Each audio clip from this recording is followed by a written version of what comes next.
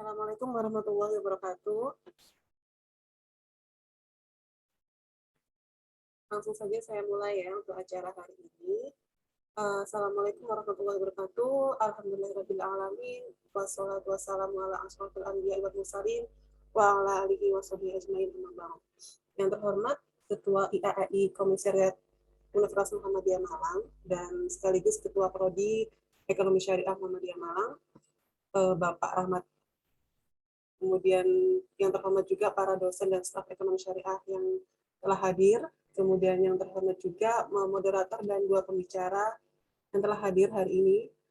Selamat datang di kuliah tamu bersama IAEI UMM dan Alami dengan tema literasi fintech syariah. Nah, Bapak Ibu sekalian, sebelum acara dimulai, mari kita bersama-sama membaca basmalah bersama. Bismillahirrahmanirrahim. Hadirin sekalian, saya akan membacakan susunan acara untuk hari ini. Yang pertama adalah pembukaan sapa peserta yang dipandu oleh saya sendiri, MC, saya Sri Cahyani Umi Salama. Kemudian yang kedua adalah sambutan dari Ketua IAEI UMM sekaligus Bapak Kaprodi Ekonomi Syariah Universitas Muhammadiyah Malang. Kemudian yang ketiga adalah masuk ke acara inti yang akan dipandu oleh moderator Mbak Afifah Nurmilatina. Dan kemudian dilanjutkan dengan sesi tanya jawab dan setelah pemateri selesai. Dan terakhir adalah penutupan. Baik, hadirin sekalian, selanjutnya langsung saja sambutan dari Ketua IAEI UMM sekaligus Kaprodi UMM Bapak Dr. Rahmat MMA. Insya Allah Bapak sudah hadir hari ini. Baik, kepada Pak Rahmat, waktu kami berikan. Ya, terima kasih pada MC Ibu Mamah. Terima kasih. Assalamualaikum warahmatullahi wabarakatuh. Mohon di mute ya suara. Oke, yang terhormat kepada Bapak Nizar Mustaqim selaku Head Departemen dari bisnis ya dari Alami Fintech. Kemudian di sini ada Pak Firman Syah Siddiq dari Alami. Salam kenal Bapak. Nah, kemudian ada Ibu Afifatun Nisa Lutfiah. Salam kenal dan kami ucapkan selamat datang di program studi ekonomi syariah Universitas Muhammadiyah Malang. Kemudian yang terhormat juga Bapak Novi Rifai adalah Sekretaris Prodi Ekonomi Syariah yang akan menjadi pembicara terkait dengan fintech dalam sisi fikih muamalah dan juga mungkin maqasid syariah nanti. Kemudian yang terhormat juga Ibu Afifah Nurmilatina sebagai moderator dan juga yang kami banggakan segenap mahasiswa ekonomi syariah dan juga hadirin eksternal daripada Universitas Muhammadiyah Malang. Jadi puji syukur dari Allah Subhanahu wa taala sehingga pada hari ini di pagi hari Jumat Sayyidul Ayyam ini kita dapat berkumpul dalam majelis ilmu yang insya Allah akan membahas terkait dengan apa yang bermanfaat dan berguna untuk kita, khususnya dalam bidang fintech syariah. Kemudian sholawat beserta salam mari kita panjatkan kepada junjungan Nabi besar Muhammad SAW yang telah membimbing kita, memberikan pelajaran dalam menjalankan ajaran Islam secara konkret. Jadi tujuan daripada acara ini yakni untuk meningkatkan literasi daripada generasi milenial. Selamat datang Pak Nizar, salam kenal. Ya, Assalamualaikum Pak. Assalamualaikum warahmatullahi wabarakatuh. Jadi untuk meningkatkan literasi dan juga pemahaman ya, generasi milenial ataupun sekarang udah generasi Z sebab semester 1 sekarang kelahiran sekitar 2003. Jadi memang mereka perlu untuk mengetahui terkait dengan perkembangan keuangan digital ya, terutama fintech syariah ini. Memang sudah berkali-kali terkait dengan webinar dalam konteks fintech syariah ini, memang kami upayakan banyak kerjasama, Bapak, karena kami ada rencana untuk mendirikan sekolah fintech syariah di Prodi Ekonomi Syariah. Jadi mungkin ini dari pihak Alami Fintech nanti bisa kita sharing kerjasama bagaimana cara untuk masuk dalam kurikulum. Struktur kurikulum itu nanti outcome-nya adalah profil dari sarjana ekonomi syariah di UMM. Salah satunya mereka mampu untuk menjalankan fintech ya, baik dari sisi bisnisnya ataupun dari sisi hukumnya ataupun dari sisi marketing dan lain sebagainya. Jadi kami harap ya, semoga kerjasama kita bisa terus berjalan ya Pak ya. Nah, tidak hanya sekedar webinar ini saja, nanti mungkin ke depan akan kami undang dalam lokakarya kurikulum, Pak. Nah, jadi nanti kira-kira kita bisa diskusi terkait dengan kira-kira bekal apa yang bisa diberikan kepada mahasiswa agar mereka fasih ya dalam tanda kutip untuk menjalankan bisnis dalam fintech syariah ini. Nah, itu kemudian yang kedua, semoga dalam acara webinar ini kita semua dapat menambah ya, informasi dan juga literasi dan juga kemampuan ya, kita tidak hanya sebagai objek daripada fintech yang berkembang, tapi juga menjadi subjek. Untung-untung kalau dari mahasiswa ekonomi syariah ini mampu untuk mengembangkan startup ya, terkait dengan fintech ini. Ya, kemudian yang terakhir, salam dari pimpinan Fakultas Agama Islam Universitas Muhammadiyah Malang kepada pihak Alami Fintech Syariah. Mohon maaf, beliau belum dapat hadir karena ada agenda lain pada waktu dan hari ini. Jadi itu, terima kasih, semoga dapat memberikan manfaat untuk kita semua, baik dari Alami Fintech, Prodi Ekonomi Syariah maupun kepada mahasiswa dan juga pihak eksternal daripada Universitas Muhammadiyah Malang. Mari kita buka bersama dengan membaca bersama Bismillahirrahmanirrahim. Bismillahirrahmanirrahim. Nah, terima kasih. Assalamualaikum warahmatullahi wabarakatuh. Waalaikumsalam. Waalaikumsalam warahmatullahi wabarakatuh. Terima kasih Bapak Rahmat atas sambutannya. Selanjutnya yaitu kita langsung saja masuk ke acara inti yang akan dipandu oleh Mbak Moderator, Bu Afifah Nurmilatina. Mungkin ini para mahasiswa UMM pasti nggak asing sama ibunya ini, karena beliau sering menjadi moderator untuk acara-acara seperti ini. Mungkin Bu Mila sudah hadir ya, insya Allah pasti. Oke, kepada Bu Afifah Nurmilatina, waktu kami serahkan.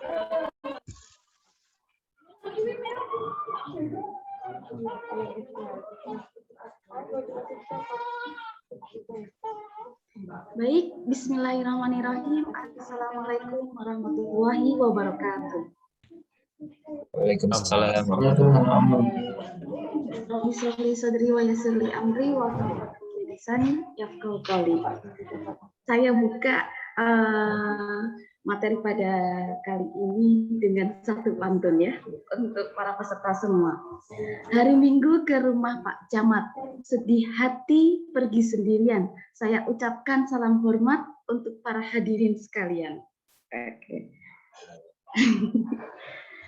Bagaimana nih kabarnya para hadirin sekalian? Pada semangat kan ya untuk menimba ilmu di pagi hari ini.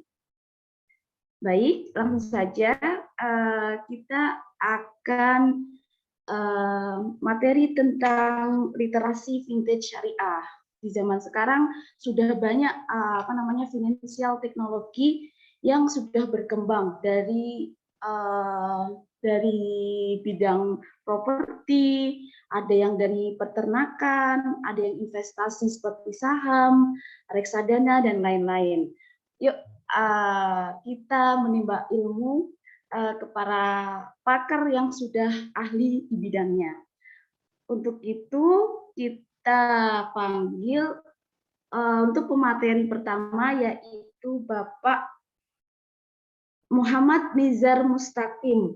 Beliau adalah Head of Business Development Peer-to-Peer Alami Syariah. Monggo Bapak. Oh iya, Sebelum acara dimulai, saya akan membacakan CV singkat dari beliau. Beliau sudah banyak pengalaman di bidang financial teknologi, salah satunya di Alami. Terus beliau juga ada berpengalaman di Baitul Mal An-Nur, terus selanjutnya di Nurul Fikri Islamic School. Selanjutnya beliau juga pernah di Elviseri ya, Pak. Elviseri itu kalau nggak salah di bidang perikanan ya, Pak. betul. Saya lihat tadi sekilas di web tentang Elviseri. Terus habis itu juga di Investri. Ini juga kayaknya salah satu vintage ya, Pak. Selanjutnya juga pernah berpengalaman di PT Bank Muamalah Indonesia. Masya Allah, banyak sekali pengalaman dari beliau. Selain itu, beliau juga top skill-nya dalam bidang banking, financial analysis, dan kredit. Wah, ini sangat berpengalaman ya di bidangnya. Monggo Bapak, saya persilakan tempat-tempat. Ya, terima kasih Mbak Viva. Ini berarti saya dulu ya yang presentasi di awal ya. Nggih, Bapak. Oke. Ya. Kalau di rundown saya kedua soalnya. Jadi saya konfirmasi dulu, khawatirnya ada kesalahan. Oke.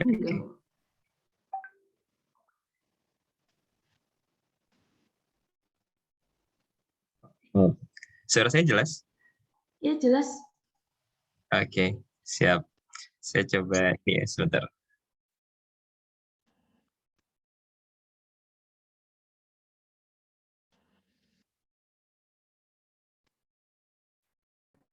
Bentar ya, saya izin ini dulu.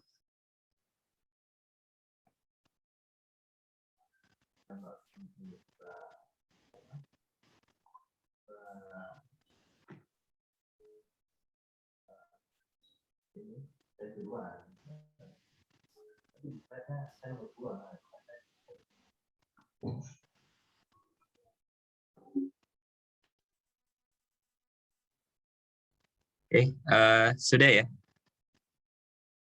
Sudah terlihat?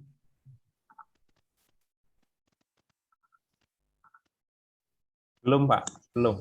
Belum ya? Baik. Belum, Pak Nizar. Iya, baik.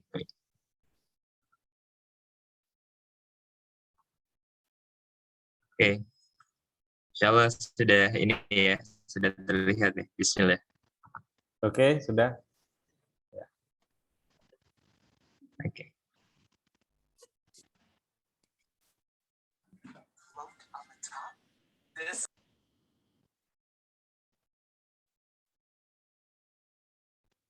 Baik. Bismillahirrahmanirrahim. Assalamualaikum warahmatullahi wabarakatuh. Waalaikumsalam warahmatullahi wabarakatuh. Sebelumnya saya sampaikan terima kasih kepada pihak UMM. Tentunya kepada manajemen UMM, saya sampaikan terima kasih atas kesempatannya. Dan ini salam silaturahim dari saya, meskipun mungkin kita belum sempat ketemu offline gitu ya, kepada seluruh jajaran manajemen dari UMM, Pak Rahmat Hakim yang mewakili juga salam kenal Pak, dan mudah-mudahan tadi ya nanti kita bisa diskusi lebih banyak juga, tidak hanya di dalam acara ini, dan tentunya kepada panitia penyelenggara acara pihak UMM, dan tentunya dari tim Alami yang juga telah melakukan koordinasi dengan tim UMM. Ini saya sangat senang sekali di pagi hari ini. Mungkin bisa dibilang kita akan sharing ya terkait dengan bagaimana fintech syariah, dan bismillah semoga di hari yang penuh keberkahan ini insya Allah dari apa yang kita sharing dari teman-teman pendengar dan juga khususnya untuk saya bisa mendapatkan manfaat dan juga ilmu yang lebih insya Allah. Baik, terima kasih dan juga Mbak Afifah selaku moderator, terima kasih untuk kesempatannya. Baik, kami akan kenalkan dulu terkait dengan Alami Group. Ya mungkin dalam hal ini juga sekalian kita mau melihat ya terkait dengan fintech syariah, bagaimana aplikasi dan pelaksanaannya. Lalu nanti juga kita akan membahas bagaimana tidak hanya terkait dengan bisnis yang dijalankan, namun bagaimana alami juga dalam hal melakukan pengelolaan organisasi, gitu ya. Dan juga tadi, karena kalau kita bicara soal keuangan syariah, itu ada dua yang mungkin menjadi tantangan ya, literasi dan inklusi. Ya harapannya tadi kita dengan UMM nanti bisa berkolaborasi dalam hal literasi, dan di sisi inklusinya kita selaku pelaku industri keuangan syariah untuk di fintech ini bisa betul-betul memberikan inklusi keuangan yang optimal bagi masyarakat di seluruh Indonesia, insya Allah. Ini kurang lebih yang akan dibahas terkait dengan fintech syariah itu sendiri, dan tentunya terkait dengan Alami Group. Nah, ini ada satu hal yang mungkin cukup menarik ya. Jadi kalau kenapa sih waktu itu dari manajemen Alami gitu ya mendirikan Alami gitu, dan kenapa kita memang ingin bergerak di bidang syariah gitu. Sebetulnya kalau bicara terkait dengan kita sebagai muslim gitu ya, jadi memang kita melihat bahwa bagaimana kita bisa menolong yang lain, karena kita tahu bahwa khairun nas anfa'uhum linnas gitu ya, bahwa sebaik-baiknya manusia adalah yang bermanfaat. Dan kita melihat bahwa kita melihat ada perkembangan teknologi gitu ya, lalu kita sendiri mungkin waktu itu para founder memahami industri keuangan yang berjalan seperti apa. Artinya dengan memanfaatkan teknologi yang ada, dengan kita memiliki background dan juga expertise di sana, kita melihat bagaimana kita bisa kembangkan dan kita bisa membuat ataupun di sini memberikan manfaat untuk yang lain dengan teknologi, dengan di sisi di bidang ekonomi gitu ya. Nah itulah maka kita akhirnya terciptalah ada yang namanya institusi yang bergerak di sektor financial technology gitu, dan bergerak secara syariah. Karena harapannya kita pun menolong orang ingin tetap comply juga dengan aspek prinsip-prinsip syariah. Itu mungkin yang menjadi motivasinya. Lalu kalau misalkan secara sederhana, mungkin ini nanti dari pembicara kedua ya, Mas Novi mungkin akan lebih fasih menjelaskan terkait dengan maqasid dan sebagainya. Cuma di dalam hal Islamic fintech ini gitu ya, kita di sini melihat bahwa dengan adanya teknologi, kita ingin memanfaatkan teknologi untuk bisa mendeliver keuangan syariah ini lebih mudah ke masyarakat gitu ya. Karena challenge-nya itu tadi literasi dan inklusi. Harapannya dengan adanya teknologi, ekonomi syariah ini bisa mobile, bisa bergerak lebih cepat, dan juga bisa mudah dijangkau oleh kalangan apapun. Bahkan kita tahu bahwa Islamic finance atau ekonomi syariah ini sebetulnya universal, tidak hanya untuk Muslim, namun juga untuk semuanya, gitu ya, insya Allah. Nah, kalau misalkan berdasarkan kepada data dari sisi World Bank, gitu ya, itu disampaikan bahwa fintech syariah itu terdapat beberapa bisa dibilang sektor ataupun bisa dibilang unit yang relatif dengan fintech syariah, gitu ya. Yang mana kalau mungkin yang lebih advance-nya lagi itu terkait dengan artificial intelligence, big data, ada quantum computing gitu ya. Nah, di sini Alami sendiri bermain di mana gitu ya, berada pada sektor yang mana. Kita untuk saat ini insya Allah Alami Group ini kan ada dua ya, ada Hijrah Bank dan juga ada peer-to-peer. Jadi kita masuk ke dalam peer-to-peer finance gitu ya, dan kita juga mungkin nanti insya Allah masuk ke dalam di sisi banking, yang mana di sini kita fokus ke dalam digitalisasi dari sisi layanan perbankannya gitu ya. Mungkin nanti kalau lebih luas lagi, advance lagi, ini tentunya kalau di dalam makronya itu ada blockchain, cloud adoption, cyber security juga. Nah, cuma kita di sini di dalam peer-to-peer dan juga digital bank gitu ya. Jadi menjalankan perbankan syariah dan juga insya Allah harapannya itu tadi driving by teknologi untuk bisa menjangkau semua kalangan dan juga bisa memberikan experience produk yang lebih baik gitu. Nah, untuk peer-to-peer, jadi ini memang istilah peer-to-peer lending ini yang industri yang ada di kita gitu ya. Jadi mungkin ini yang menjadi fundamental di dalam peer-to-peer financing atau peer-to-peer lending gitu ya. Peer-to-peer lending kalau perbankan mungkin teman-teman sudah paham ya, bahwa perbankan menjalankan fungsi intermediari, gitu. Yang mana di sana perbankan itu menampung ataupun mengumpulkan dana dari masyarakat, lalu didistribusikan dalam bentuk pembiayaan, gitu ya. Nah, namun apa yang berbeda dengan peer-to-peer, gitu. Kalau peer-to-peer di sini adalah kita sebagai pelaku, gitu ya, itu memang membuat satu platform atau dalam artian membuat satu wadah yang bisa mengkoneksikan antara UMKM atau dalam artian di sini pihak yang memerlukan ataupun pihak yang memerlukan pembiayaan ataupun pihak yang memerlukan modal untuk usaha, gitu ya, bisa dikatakan mudahnya seperti itu, dipertemukan dengan pihak yang bisa dikatakan berada pada sisi surplus entitas, gitu. Surplus entitas di sini adalah para pendana, baik itu pendana institusi ataupun pendana personal, gitu. Sehingga dengan adanya platform alamisyariah.co.id, gitu ya, itu platform yang kita buat untuk layanan peer-to-peer, kita bisa mencari siapa saja pengusaha-pengusaha yang memerlukan dana untuk dipertemukan dengan para pendananya, gitu. Sehingga para pendana pun bisa memilih langsung siapa sih ini sebetulnya perusahaan yang memang mengajukan kepada Alami, gitu ya. Lalu di sana juga bisa secara terbuka kita memberikan informasi terkait perusahaan yang memerlukan pembiayaan, gitu ya. Lalu disampaikan usahanya dengan clear. Kita juga memastikan bahwa usaha yang dijalankan itu tidak bertentangan dengan prinsip syariah. Jadi tidak menjual hal-hal ataupun zat yang diharapkan secara syariah. Jadi pada prinsipnya kita membuat satu platform teknologi yang mempertemukan, gitu ya. Sehingga kalau misalnya kita bicara itu nanti akan berkaitan juga dengan aplikasi yang kita ciptakan untuk mempermudah proses layanan ini. Gitu. Nah, ini terkait dengan peer-to-peer lending secara umum ya. Jadi peer-to-peer lending secara umum, kalau misalkan yang saat ini berada di kita, itu pembiayaannya memang bisa di sektor yang produktif, di pembiayaan produktif, gitu ya, di satu sisi. Dan jenis pembiayaannya itu banyak, gitu ya. Bisa ada invoice financing, bisa ada inventory financing, ataupun jenis pembiayaan lain. Dan rata-rata tenornya biasanya jangka pendek. Karena kenapa? Karena di dalam fintech syariah ini ataupun di dalam industri itu biasanya memang tadi ya mempertemukan antara pihak yang memang memerlukan pembiayaan dengan pihak yang akan memberikan pendanaan. Nah, biasanya kita juga menentukan bahwa jika tenornya terlalu panjang, ini tentunya dari sisi bagaimana si pendana ini bisa comfort untuk melakukan pendanaan, itu juga menjadi hal-hal yang kita pertimbangkan, gitu ya. Nah, ini yang mungkin gambaran secara umumnya.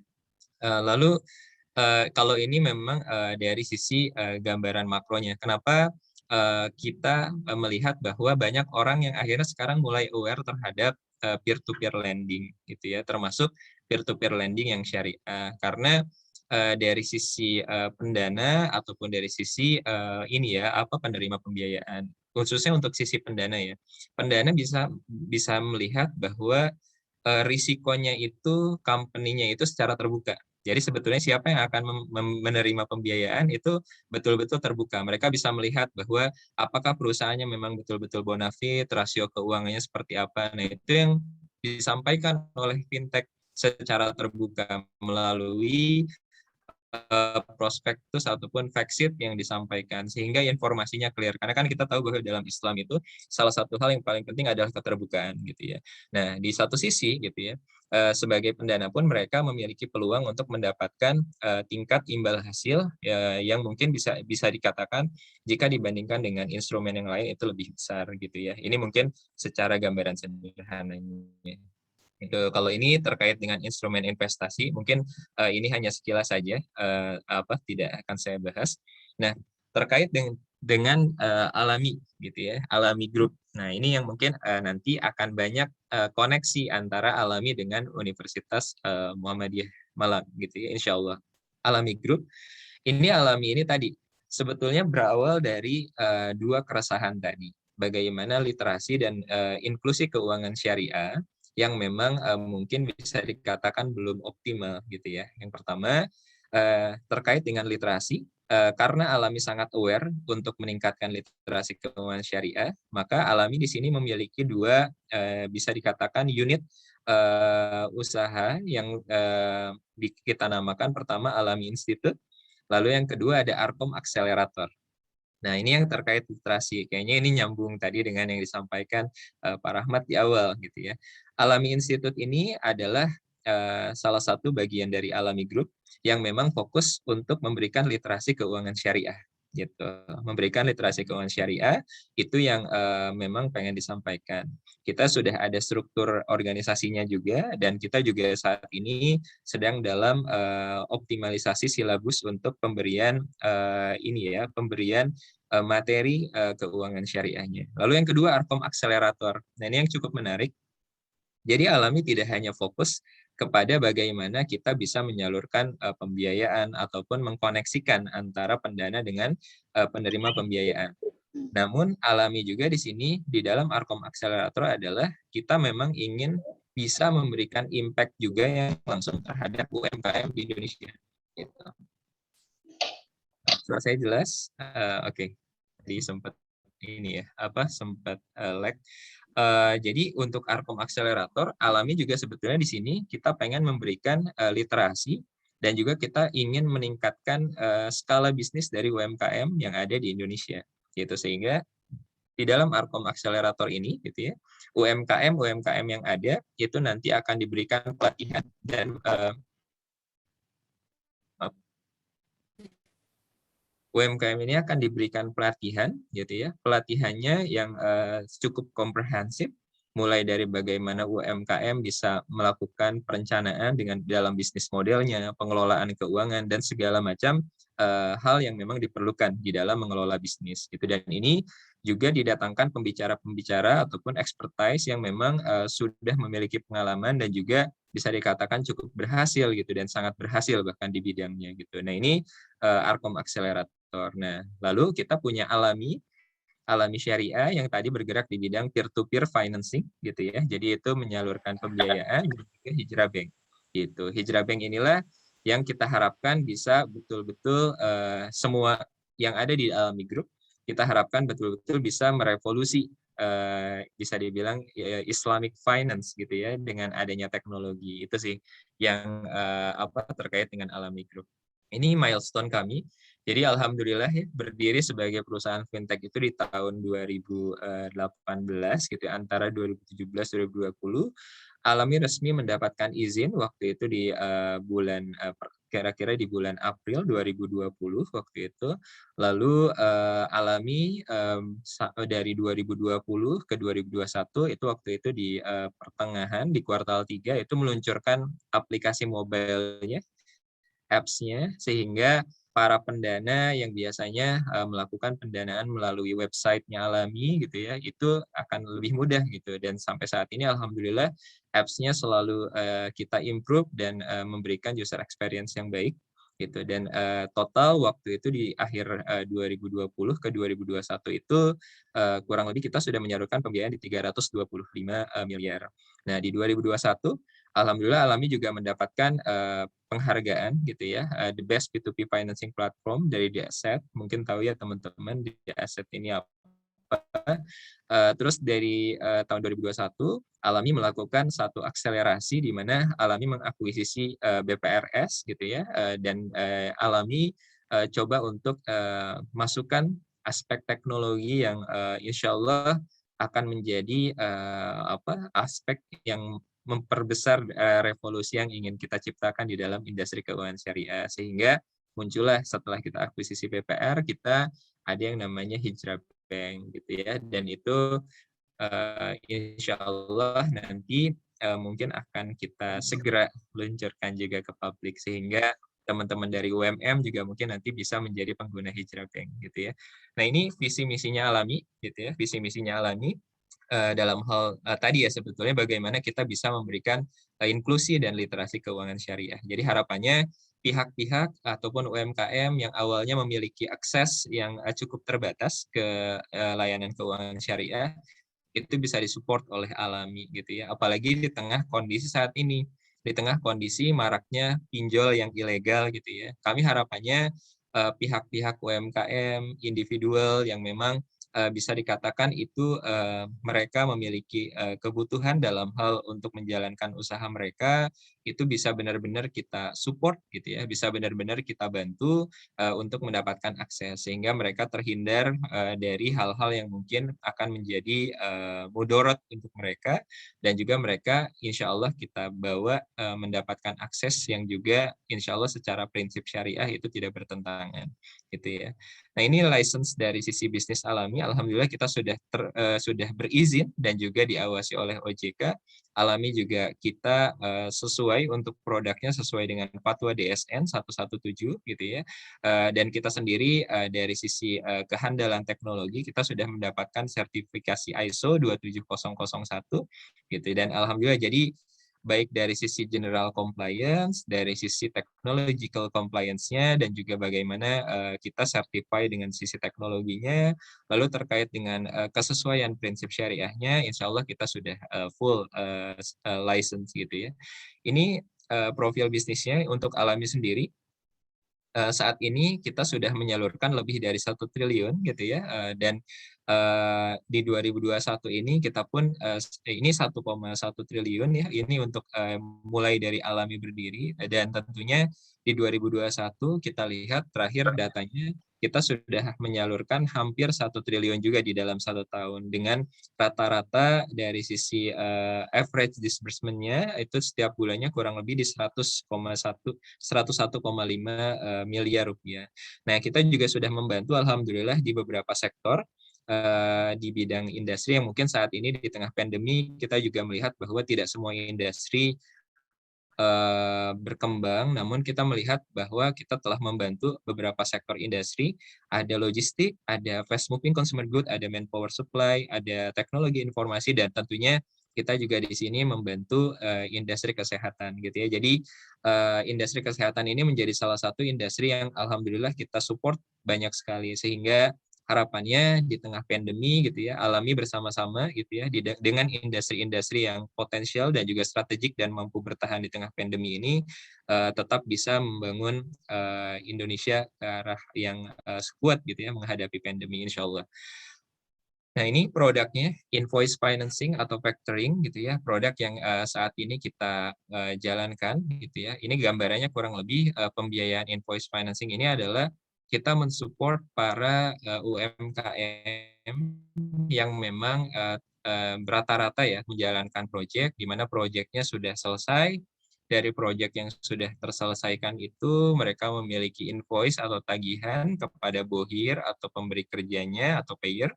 Nah, atas dasar invoice itulah Alami itu memberikan ataupun menawarkan kepada para pemberi pembiayaan ya gitu untuk bisa menjadi factoring entitas, yang mana di sana kita membantu dari sisi penerima pembiayaan untuk melakukan penagihan, pengelolaan dokumen kepada pihak payer, yaitu dari mana dengan aktivitas itu gitu ya penerima pembiayaan berhak untuk mendapatkan ujroh ataupun fee gitu. Jadi akad yang digunakan dalam pembiayaan ini adalah wakalah bil ujroh di satu sisi, diberikan juga aspek court dari sisi pemberi pembiayaan kepada penerima pembiayaan gitu ya, untuk memperlancar ataupun mempermudah usaha UMKM yang memang dalam hal ini mungkin juga ada mengalami kendala dari sisi cash flow-nya mereka dalam mengelola usaha. Mungkin itu. Terus yang kedua, nah ini yang cukup menarik, alhamdulillah Alami juga terakhir sempat berpartner dan juga sampai saat ini kita tetap jalan dan alhamdulillah selalu naik terus dari sisi skala kerjasamanya. Kita juga menjalankan pembiayaan berbasis komunitas, karena ini yang ingin kita coba angkat, yaitu terkait dengan bagaimana kita bisa memberikan social impact. Social impact. Jadi di Indonesia sendiri saat ini banyak sekali komunitas. Di komunitas di sini saya sampaikan seperti misalkan komunitas petani ikan, komunitas nelayan laut gitu ya. Nah, ini yang bisa dikatakan komunitas itu, dan sangat banyak gitu. Bahkan ada komunitas petani pada komoditas tertentu gitu ya. Komunitas petani pada ini, ataupun bisa dikatakan komunitas lain gitu ya. Ada reseller gitu ya. Nah, ini yang kita coba ingin bantu, di mana kadang komunitas-komunitas inilah yang mungkin untuk mendapatkan akses ke layanan keuangan itu agak sulit gitu. Sehingga dengan adanya pembiayaan ini harapannya Alami tidak hanya bisa membantu dari sisi ekonomi, namun memang benar Alami bisa memberikan impact yang betul-betul nyata untuk mereka. Salah satu contohnya Alami saat ini bekerja sama dengan Iviseri, salah satu platform yang juga membantu komunitas pembudidaya ikan gitu ya, di mana Alami di sini memberikan pembiayaan gitu ya kepada komunitas pembudidaya ikan untuk sarana produksi budidayanya gitu. Jadi memberikan support untuk sarana produksi budidaya seperti pembelian pakan, pembelian material hal-hal lain yang bisa mendukung gitu ya. Ada pakan, ada vitamin, ada benih. Nah, dengan bantuan Alami, alhamdulillah ya saat ini sudah hampir lebih dari 1.000 petani yang terbantu, di mana banyak petani yang awalnya bisa dikatakan produktivitasnya mungkin belum optimal, sekarang sudah menjadi produktivitasnya optimal dengan rata-rata margin keuntungan dari petani itu bisa bahkan ada yang mencapai 20%. Nah, ini artinya menunjukkan bahwa bagaimana syariah finance ini benar-benar bisa memberikan impact. Impact-nya ini tidak hanya terkait dengan impact yang secara story-nya, namun memang betul-betul nyata, di mana banyak petani-petani ikan yang akhirnya berterima kasih ya dengan kerjasama ini, di mana pembudidaya ikan ini banyak yang berterima kasih yang mereka awalnya keuntungannya hanya 5% bisa naik. Karena kenapa? Karena dengan adanya bantuan pembiayaan secara syariah ini, pertama mereka juga merasa tenang gitu ya, karena memang mereka merasa mendapatkan layanan akses finansial yang menurut mereka juga sesuai dengan keinginan hatinya mereka gitu. Yang pertama, karena sebagian besar mereka Muslim ya untuk yang komunitas pengusaha ini. Terus yang kedua, memang terlihat dari sisi ekonomi ada pertumbuhan ekonomi yang mereka peroleh yang tadi saya sampaikan, itu dari sisi keuntungannya bisa naik gitu ya 2 kali lipat gitu ya. Terus mereka juga merasa lebih nyaman untuk menjalankan produksi gitu ya ataupun menjalankan usaha, karena yang awalnya mereka harus menggunakan cash flow sendiri gitu ya, merasa berat karena mengelolanya cukup ketat juga gitu ya. Alhamdulillah saat ini pengelolaannya jadi lebih baik gitu. Itu mungkin gambarannya. Ini salah satunya. Nanti mungkin saya coba ini ya, coba play. Oke.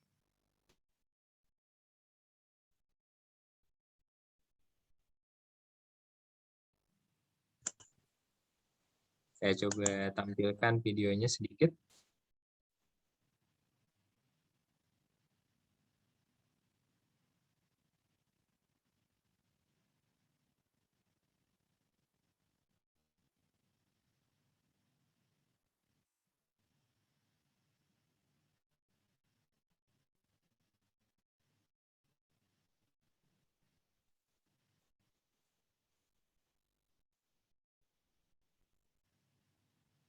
Oke. Nanti untuk efisiensi waktu nanti saya coba lewat dulu ya. Nanti mudah-mudahan kita bisa tampilkan juga untuk videonya. Nah ini karena masih banyak mungkin yang ingin saya sampaikan ya. Ini salah satunya tadi Alami, selain Alami peer-to-peer itu ada Alami Hijrah juga gitu ya. Dimana kita harapannya Hijrah ini bisa menjadi bank digital syariah yang insya Allah bisa dipergunakan dan juga bermanfaat untuk teman-teman gitu ya untuk memanfaatkan layanan keuangan. Nah, ini kita melihat bahwa potensi pasar di Indonesia sendiri sangat besar ya, di mana kalau dibandingkan dengan negara muslim lainnya gitu ya, ya tentunya kalau kita compare dengan negara tetangga gitu ya, kita masih memiliki potensi pasar yang cukup besar gitu ya. Kalau dibandingkan dengan India, Pakistan, ini kita masih belum betul-betul bisa mengoptimalkan jumlah ini ya jumlah masyarakat yang ada di kita yang mayoritas adalah Muslim gitu ya, di mana kita tahu bahwa 87% lebih gitu ya itu adalah Muslim, sehingga harapannya dengan adanya teknologi, dengan adanya inovasi di bidang keuangan dan khususnya tadi ya perbankan secara digital, kita bisa betul-betul mengarahkan gitu ya masyarakat Indonesia yang notabene jumlahnya dominan di Muslim gitu ya, itu bisa betul-betul menjadi pengguna layanan keuangan syariah gitu ya. Nah, ini potensi bank digital yang ada di Indonesia. proyeksi nilai transaksinya ada di 32,2 triliun, ini di 2021. Ada 1,4 miliar transaksi, ini maaf bukan dalam rupiah, 1,4 miliar transaksi, dengan proyeksi pertumbuhannya itu adalah 19% jika di-compare dengan tahun lalu. Nah, inilah yang ada di dalam Alami. Nah, ini mudah-mudahan ya nanti segera launching ke ke teman-teman secara masif. Insya Allah saat ini kenapa kita masih belum sampaikan ke publik, karena kita insya Allah dalam proses license di sisi OJK, dan ini harapannya dalam waktu dekat ya. Jadi buat teman-teman yang sudah tidak bersabar untuk bisa menggunakan hijrah fitur ini, insya Allah mudah-mudahan ya bisa segera untuk nanti bisa menjadi pengguna hijrah. Nanti akan disampaikan gitu tentunya. Ini untuk hijrah ini menggunakan akadnya wadiah, jadi menggunakan akad titipan. Nah, ada yang unik adalah hijrah box-nya ini. Jadi kalau teman-teman nih khususnya buat mahasiswa, mungkin untuk Sivitas Akademika UMM ya secara keseluruhan gitu. Saat nanti misalkan sudah ada hijrah ini, nanti ada hijrah box gitu. Dan nanti di sana teman-teman bisa mengelola keuangan dengan lebih baik. Dalam hijrah box-nya itu teman-teman nanti bisa mencoba untuk setting kira-kira alokasi keuangannya teman-teman itu akan diarahkan kemana. Bisa untuk infak, bisa untuk sedekah, bisa untuk perencanaan haji gitu ya, bisa untuk yang lainnya. Insya Allah ini gambarannya. Jadi Alami juga di sini insya Allah mengajak kepada teman-teman untuk mengelola uang dengan bijak dan juga tentunya bisa bisa menjadikan pengelolaan keuangan lebih baik, dan harapannya teman-teman juga bisa menjadikan pengelolaan keuangan ini penuh keberkahan. Kayak tadi mungkin ada dana untuk haji, ada dana untuk infak, sedekah. Nah, terus nanti juga insya Allah kita akan mendampingi hari-hari teman-teman dengan adanya jadwal sholat, baca Quran, gitu ya, arah kitab kiblatnya, gitu ya.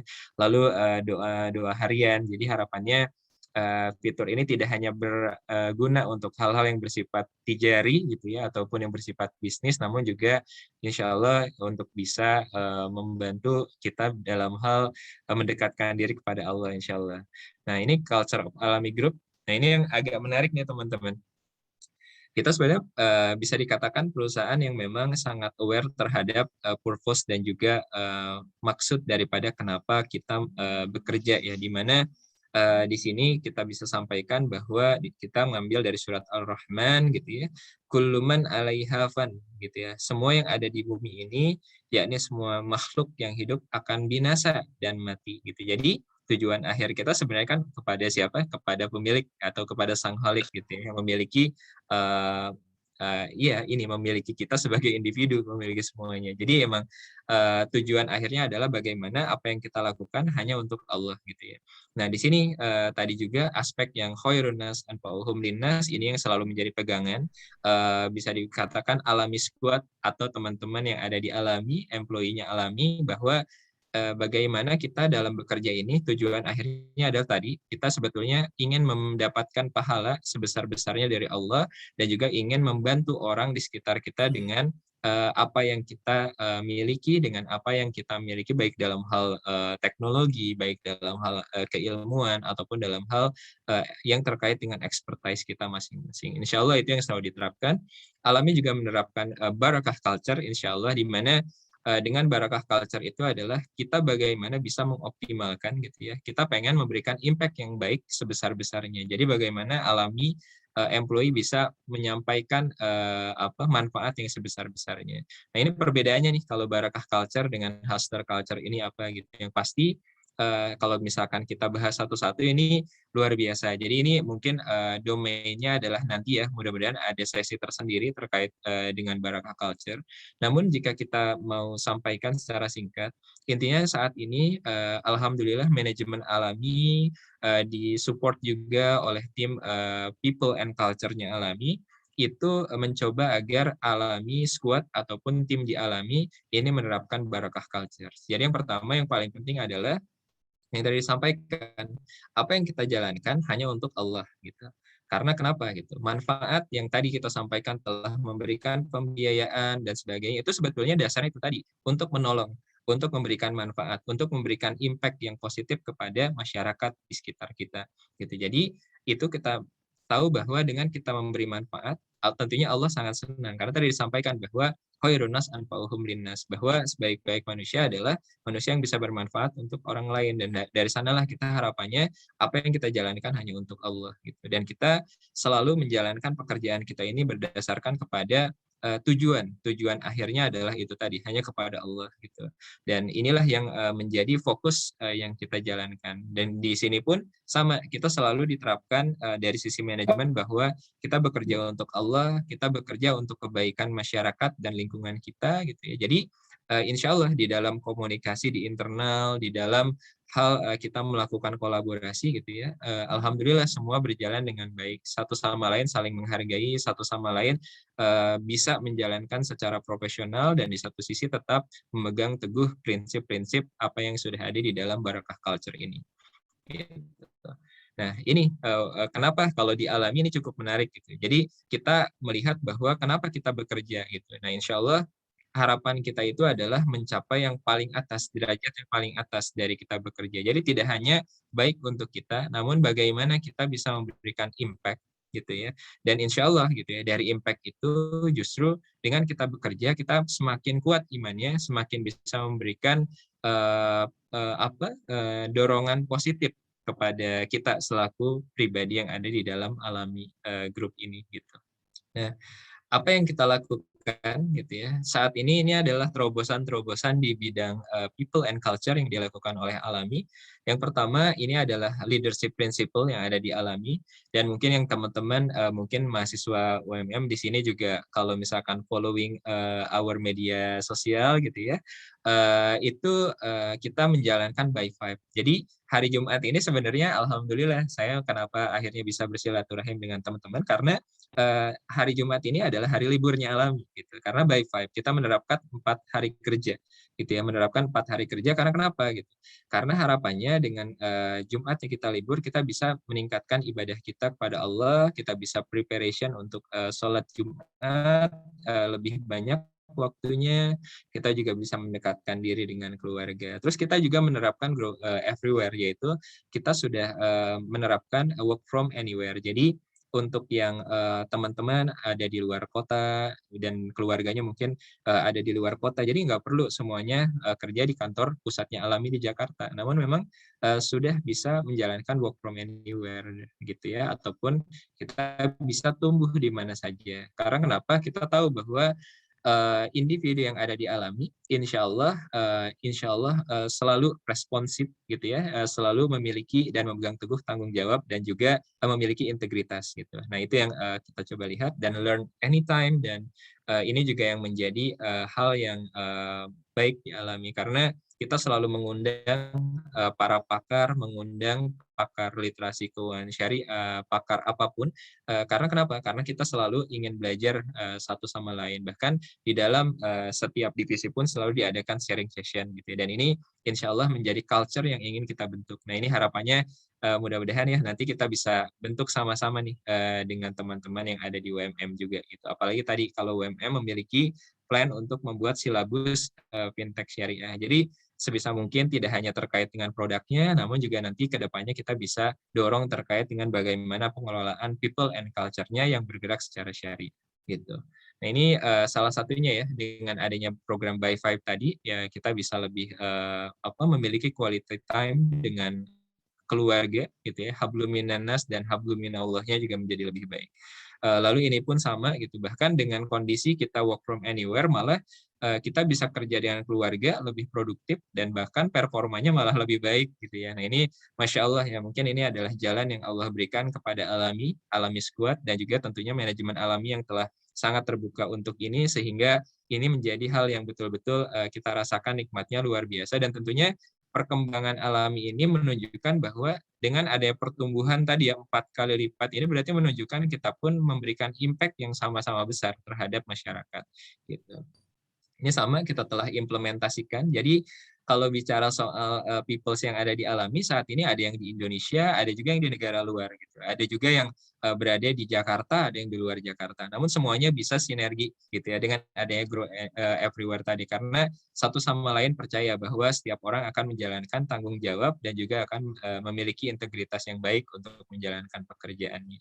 Ini culture-nya gitu ya, dan ini nanti mungkin bisa sama-sama kita lihat. Yang pasti tadi udah saya sampaikan gambaran besarnya. Ini adalah tim manajemen Alami. Jadi ini adalah tim manajemen dari Alami Group. Ini kita bisa lihat dari sisi expertise di masing-masingnya, bisa dikatakan ini memang memiliki experience yang insya Allah bisa menjadikan itu tadi ya, cita-cita merevolusi keuangan syariah dengan teknologi ini mudah-mudahan dimudahkan gitu. Dan selain itu tentunya kita juga tetap berdoa pada Allah agar cita-cita dari para founder, dari para orang-orang hebat ini dan tentunya Alami Squad semua bisa tercapai gitu. Ini adalah Dewan Pengawas Syariah kita, ada Ustadz Abdul Mukni dan juga Ustadz Cyril Wafa. Mungkin itu ya dari kami.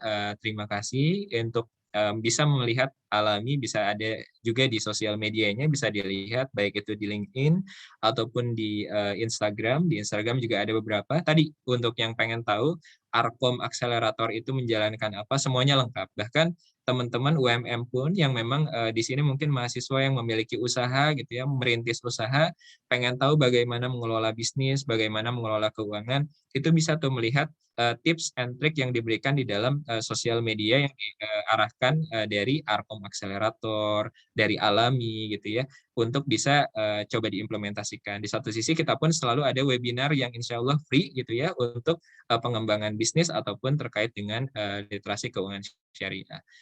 Mungkin itu ya dari saya. Tentunya kita masih dalam majelis ini, jadi belum ditutup. Tapi mudah-mudahan nanti kita bisa discuss lebih jauh, dan insya Allah apa yang saya sampaikan mudah-mudahan menjadi semangat dan juga pendorong dan juga memberikan pemahaman kepada rekan-rekan yang menjadi pendengar di sini. Jazakallah khair dari saya. Wassalamualaikum warahmatullahi wabarakatuh. Waalaikumsalam warahmatullahi wabarakatuh. Wah, terima kasih Bapak atas ilmu sharingnya yang sudah disampaikan. Semoga Alami Syariah sesuai dengan tadi ya Pak, khairun nas anfa'ul mu'minas, yang mana tadi sudah sangat memberikan efek atau impact kepada banyak ya masyarakat. Salah satunya contohnya tadi petani ke 1000 apa tadi? Ya, kurang lebih 1000 budidaya ikan. Iya, budidaya ikan itu sangat membantu ke ranah ekonomi bagi masyarakat ya Pak. Selanjutnya juga apa namanya, semoga bisa kerjasama dalam kalau nggak salah ada tadi Alami Institute ya Pak. Ya, terus tadi juga ada Hijrah Bank. Ya, semoga nanti sivitas UMM ini bisa menggunakan dalam aplikasi tersebut ya Pak. Baik, oke, mungkin para peserta bolehlah apa namanya open videonya sebelum kita memasuki materi selanjutnya. Materi selanjutnya kita bisa foto sesi terlebih dahulu ya. Baik, para peserta boleh open videonya sebentar.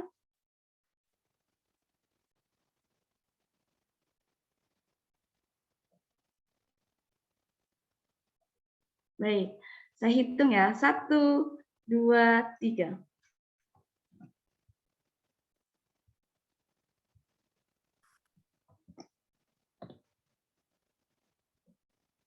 Ada 4 sesi ya ini, karena ada 4 itu slide. 1, 2, 3.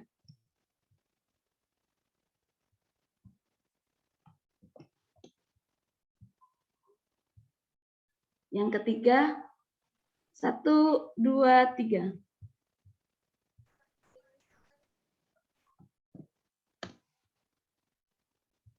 Baik, yang terakhir 1, 2, 3.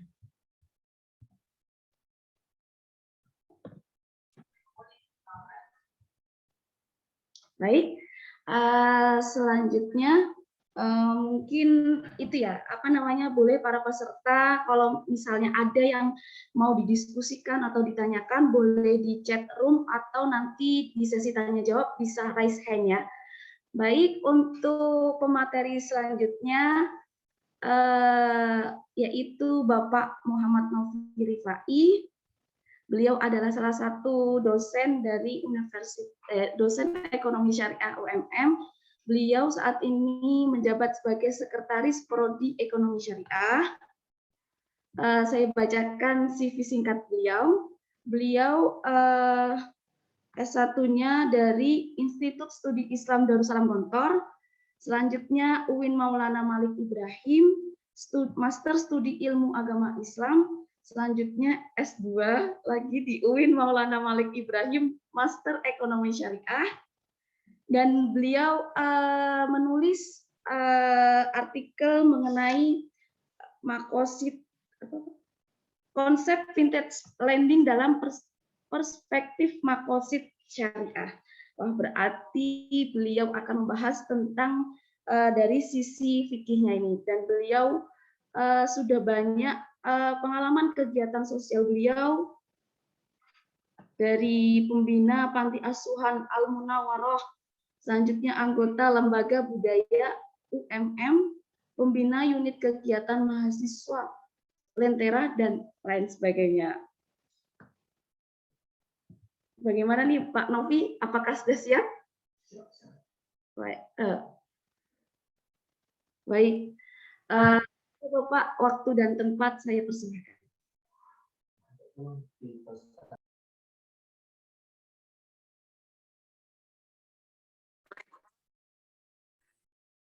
Bismillahirrahmanirrahim. Assalamualaikum warahmatullahi wabarakatuh.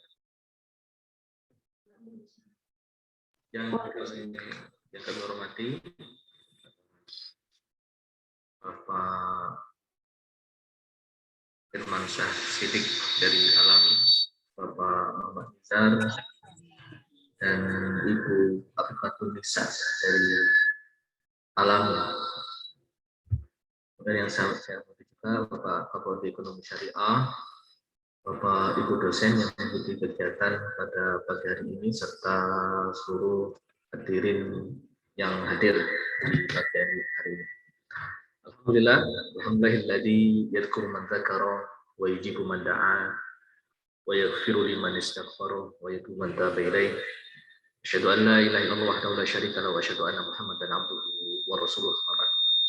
Terima kasih kesempatannya yang telah diberikan kepada kami untuk sedikit sharing ya, berkenaan dengan tulisan kami tentang vintage lending perspektif makosid syariah. Ya, tulisan ini sengaja saya tulis beberapa tahun yang lalu ya, ketika ada kasus itu yang nyampe ke HP saya. Jadi ada orang punya hutang. Ini nomornya memang ada di saya, tapi saya juga nggak kenal akrab gitu ya. Loh, ini kok diberitakan ke saya ya. Dan ternyata pinjol-pinjol itu ya, yang tidak sesuai regulasi ya, mereka dengan seenaknya saja mengumbar aib orang kan dalam hal ini seperti itu. Dan saya tergetuk untuk ini ada apa ini dengan pinjol-pinjol ini. Bahkan kemarin kan sempat kita tahu bersama ya, jadi kepolisian itu membrandel puluhan pinjol yang memang meresahkan masyarakat ya. Dan alhamdulillah saya sendiri juga belum terjebak dalam pinjol ya. Tapi tadi mendengarkan ungkapan dari Alami, wah ini ada angin segar ini, angin segar dalam artian para pengusaha-pengusaha yang memang butuh dana ini bisa melewati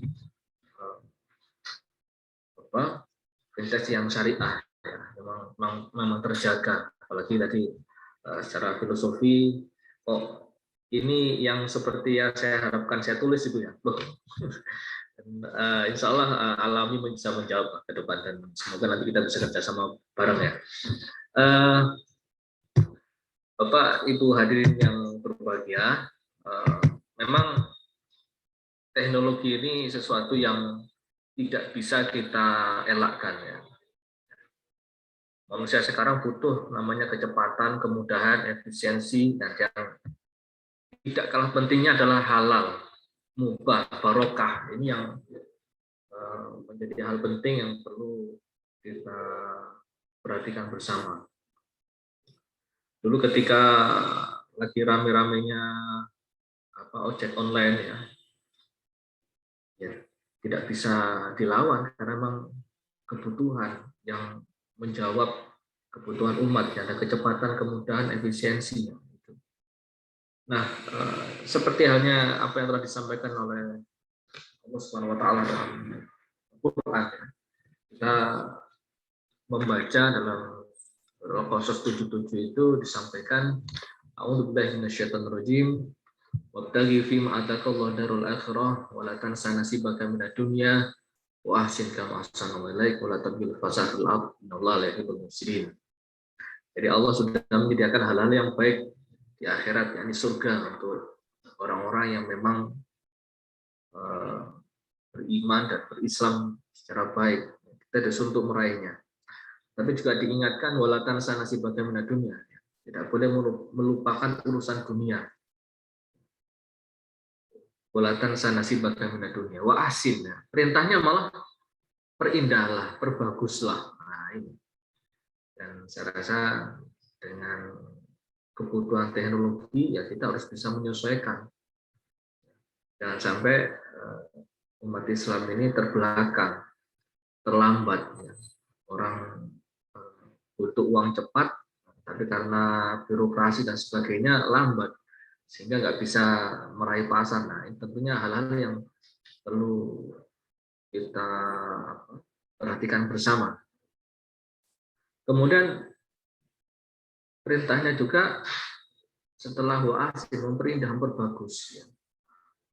Wala tabil fasad fil ard, tidak boleh membuat kerusakan di muka bumi ini. Yang membuat kerusakannya kalau dalam bidang keuangan ya seperti pinjol-pinjol yang di Brandel itu, ya, itu bukannya memberikan solusi, tapi mereka ini malah membebani ya orang yang membutuh uang. Orang butuh uang itu kan berarti orang yang memang ya butuh. Nah, butuh itu berarti kan tidak ada. Mereka butuh. Dan di Islam sendiri kita ketahui bersama, orang pinjam itu kan harus jelas akadnya. Ya. Dianalisa dulu, ini orang pinjam ini karena apa? Pinjam karena anaknya sakit, pinjam karena orang tuanya sakit, atau pinjam untuk usaha, atau untuk kebutuhan yang lain. Ini tentunya kalau di keuangan syariah ya, dilihat kan.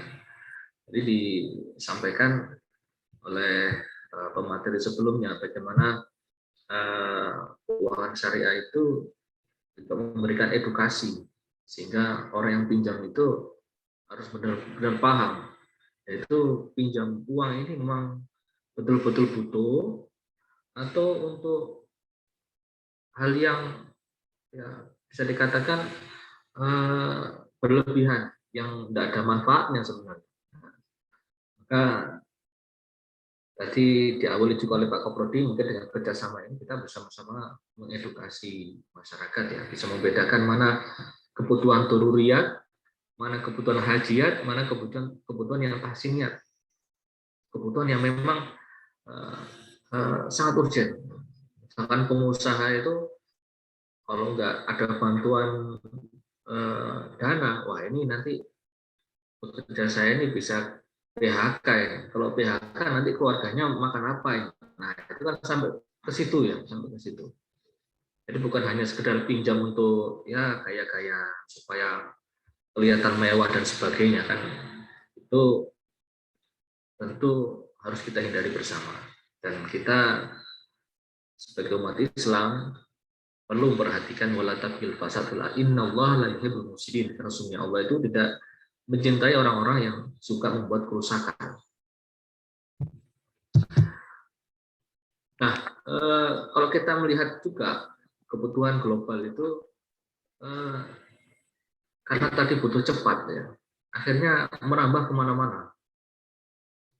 Namanya bang kalau sudah di online kan, wah ini sangat menarik. Ya. Kita lihat kemarin di pasar modal itu kalau ada bank sudah declare mau jadi digital banking, nah itu pasti sahamnya akan naik karena memang ada harapan-harapan di sana dan ada peluang-peluang yang sangat amat besar sekali. terutama dalam kondisi kita yang di masa pandemi ini. Nah, Allah banyak sekali mengingatkan kita dalam Quran itu berkenaan dengan pinjam meminjam. Disampaikan dalam surat Al-Maidah, A'udzubillahi minasyaitonir rajim, ya ayyuhalladzina amanu aufu bil uqud. Ya, penuhilah akad-akad itu. Jadi yang minjam tadi dianalisa. Jadi ada artificial intelligence tadi bisa mengamati orang ini layak untuk pinjam bukan tidak. Jenis pinjaman itu akadnya apa? Tentu pemberi pinjaman hendaknya mengetahui siapa ini yang pinjam. Jangan sampai salah sasaran.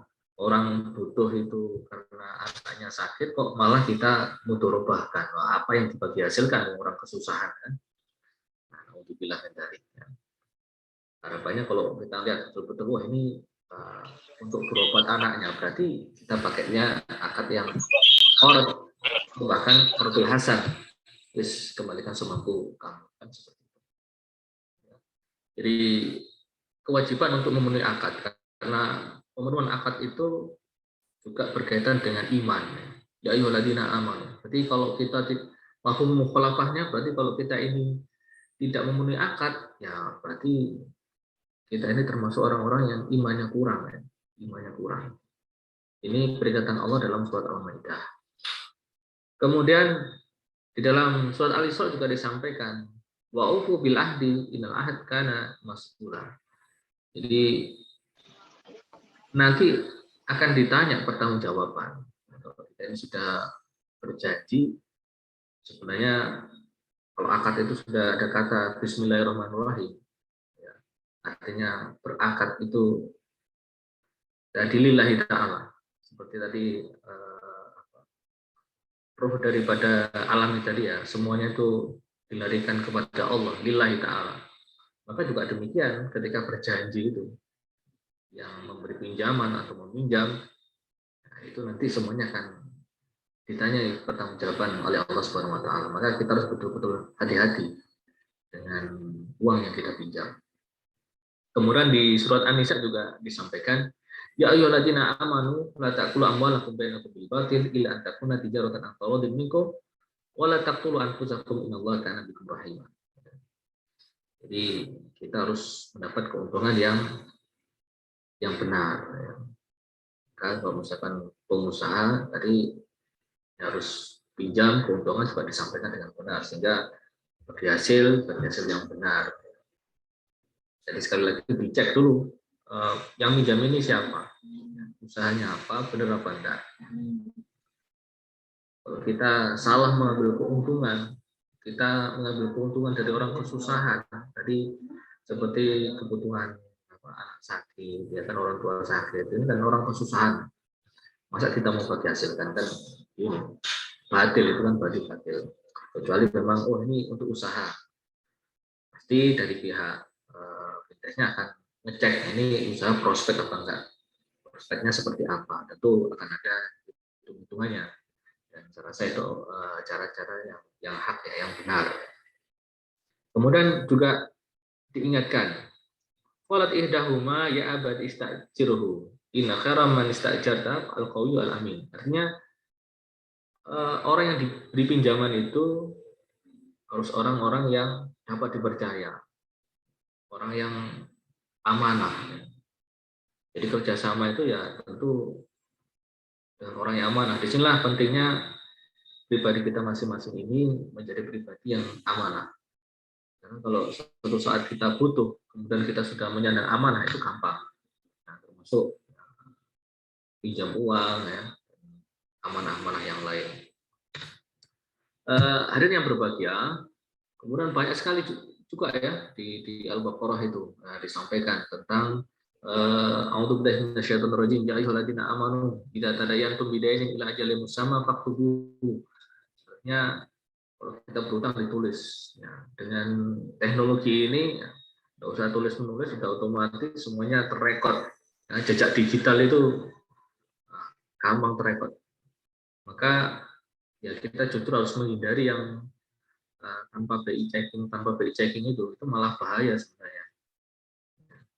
karena tidak ada yang melindungi. Nah, inilah pentingnya tulis menulisnya, sehingga kita bisa saling mengingatkan. Misalkan ada orang pinjam, kita sebagai pihak pemberi pinjaman tahu, oh ini memang layak untuk dikasih pinjaman. Oh ini tidak bisa dikasih bagi hasil, ya dia dikorotkan aja, dikorotkan saja. Nah kalau data-data itu ada, saya rasa orang akan sama-sama berhati-hati ya. Kemudian disampaikan dalam surat An-Nisa itu, Innallaha ya'murukum an tu'adul amanata ila ahliha. Jadi betul-betul kepada orang yang pantas untuk diberi amanah tadi. Jangan sampai salah.